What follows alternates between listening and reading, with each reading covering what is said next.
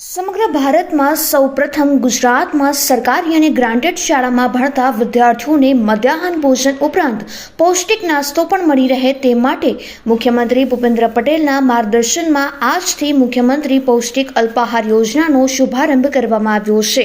ત્યારે રાજકોટ જિલ્લામાં કલેક્ટર પ્રભવ જોશીના હસ્તે બાળકોને પૌષ્ટિક નાસ્તો પીરસીને આ યોજનાના શ્રી ગણેશ કરવામાં આવ્યા છે।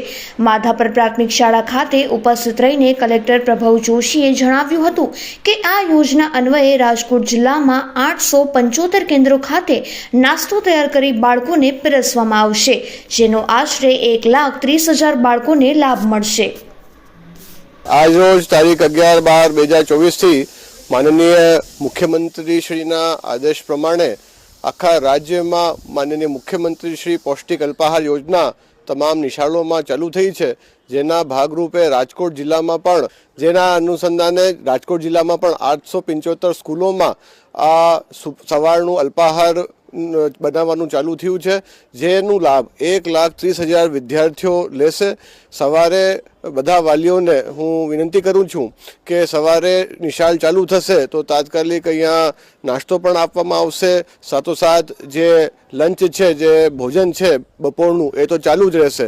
એટલે હવે ટૂંકમાં જે આપણી સરકારી નિશાળો છે એમાં સવારનું નાસ્તો અને બપોરનું જમવાનું આમ 2 વખત બાળકોને જમાડવામાં આવશે।